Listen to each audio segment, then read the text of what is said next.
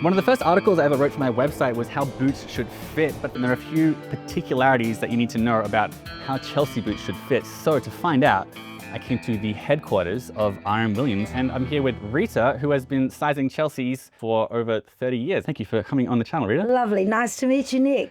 And thank you for everyone coming on board to Percy Street. Well, now with the Chelsea boots, what we have here, we're looking for a fit that's firm, comfortable, and a tiny bit of slippage. So the boot should fit just like a second skin, like a glove.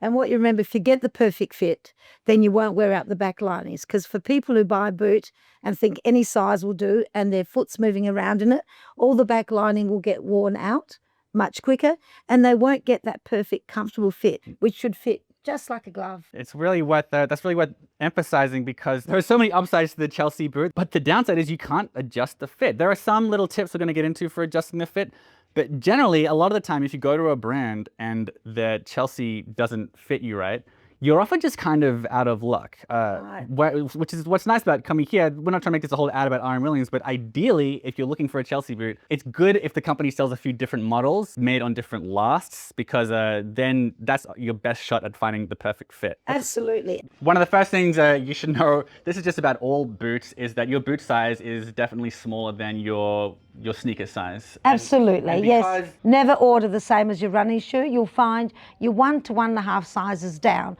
So if you're a 12, you'll possibly be 10.5 or 11. Yeah, depending on what you've been wearing. Yeah. In US sizes, I'm a 12 in most of my sneakers. I'm an 11.5 on the shoe measuring device, the Brandnick, and I'm an 11 in most boots. And you're 10.5 an hour, so there you go. And then Australian UK sizing is different, but that's another topic. The main takeaway is your running shoe size is larger than your boot size. So absolutely, and that's anywhere in the world. When someone has a foot. Yeah. I have 2 feet. When you're trying to figure out your Chelsea boot fit, you need to learn a little more about foot anatomy than you usually do, because actually, while a lot of people think that the way a boot fits is all about whether or not your heel slips and how long the foot is, when it comes to a Chelsea boot, what's really important is this area here, which is called the instep. Yeah. Now I have a low instep and I have skinny ankles, and this has meant that a lot of Chelsea boots have been really hard to fit me. Rita and I have been arguing about whether or not I have a low instep or flat arches, I think he has a bit of both. The reason we're arguing about it is because the solutions are sort of the same, in the sense that, like, you need to fill the space because you can't tighten laces on a Chelsea boot. But there are some tips. This one's not an RM Williams friendly piece of advice because you don't sell them, but I did find that if you get a tongue pad, they're like $10 online. You can just stick it here under the instep. It fills the extra space here. And then all these Chelsea boots that didn't fit me in the past suddenly fit me. The other more common solution is to put an extra sole in the boot. That fills the space from the bottom. You're going to come up more into the upper, and suddenly your heel will stop slipping. Absolutely. So this will help with anyone that has, well, flat feet, or like your feet, which you just need a little bit of arch support. So you can either take that out and put your own orthotic if you have one, or this will help. So what's the verdict on heel slip? Is it when you're in the shop and you're trying them on, a bit of heel slip is ideal? A tiny bit is fine. So a tiny bit is good, because you have to think this is a plank of leather.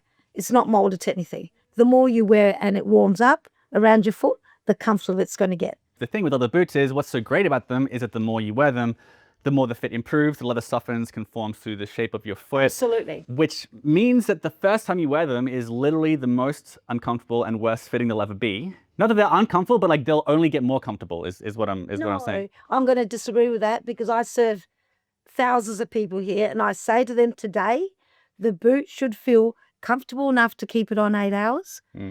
So it should feel like a glove, and each day you wear them, it'll get better and better and mold to your foot. Well, that's just a different way of saying what I say. Yeah, well, mine's the right way. I know. I've worn our boots, and you should be able to wear them and step out. But I still say, when you buy them, they should be comfortable when you buy them, and they just get better. A lot of people will say, your boots should be firm when you get them. Yeah. And I think a lot of people, especially men who like to never admit when we're in pain, people get confused between firm and tight. They absolutely do. That's why I always say to people, keep them on a few minutes, walk around, because there is a difference. If something's tight, I always say, if something's bothering you today, it'll bother you tomorrow. It should feel firm, but no pressure point that you think, I want to pull that off. I don't like that fit. Yeah. I feel like some of this advice is a little bit different to the advice you'll get on, say, like heavy Pacific Northwest logging boots and so on. Like there are a lot of boots out there where discomfort, not pain, but like discomfort is generally expected.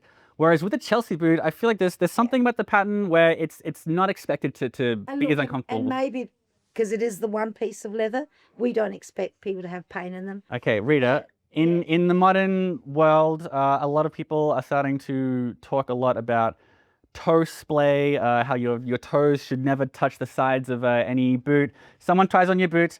If they feel perfectly fine, the heel slip is a little bit, but not too much. If I can feel my pinky touching the sides, does that mean it's too small, or is it okay? No, it's okay touching it. But if you feel when you're walking, it's actually pressing on there. Like your toes moving inward a bit? Yeah, don't. Let's try something else. But then if you feel that this style, which is the chisel toe of the craftsman, because this narrows down, if you feel your toes are getting squashed, perhaps then we should try the turnout. See how much more room there is there? So if everyone's got different feet, so we have different toes for that reason, that this can't possibly suit everyone. So we go with that toe shape where there's more room in the toes. Yeah, well, feel like with the Chelsea boots fit, I think a lot of people feel like if it's a Chelsea, it's got to be really quite, not tight, but like really hewing close to the shape of the foot. But I think the thing with Chelsea's is the instep's really important. The heel matters, obviously the length matters, but whether or not your toes are mushed, I think some people feel like, well, it's a Chelsea boot, I've got to feel a bit mushed. And like, actually no, so long as the heel and the instep are okay, you can get a wider toed model or a narrow toe model. We have a few different toe shapes, the round toe, then we have the craftsman here with the chisel toe, and we do a medium toe, which is the Macquarie. Chelsea boots in general, you'll notice this is more almond shaped than like a running shoe. And someone who's only used to running shoes and workout shoes will see this and go, well, that's not the shape of my foot. And an important point is, no, we're putting, there's space here. Yeah. Your foot is not actually going to, we know all 5 of your toes are not going to be mushed into this. Absolutely not. The toe area needs to have clearance at least of a thumb space, because that does not move. A lot of people don't realise. They do come out of runners and think, wow, that's tight. And you look at them and you explain why it should fit like that, because they don't know. And that's why it's our job to tell them. We have talked about the importance of the instep, the room that you'd want at the end. We have talked about how much heel slip is good, if it should be tight or uncomfortable, and to what degree when you first get it. We've talked about how the fit is different and the shape is different relative to trainers. Above all, the best but the hardest to accomplish tip about how to find a Chelsea boot that fits, it's to go to a brand that sells multiple kinds of Chelsea boots, because that's really your best shot at getting one that fits, because you can't adjust the fit. So Iron Williams is a really good place for that, because they have 1,000,001 types of Chelseas. Any other tips about how Chelsea should? Well, just with other brands on that, people maybe don't care as much, but with RM boots, people come in here and they do expect it to fit well. They do expect to be told what they should be wearing, and we're renowned for that. People keep coming back because they can get a good fit.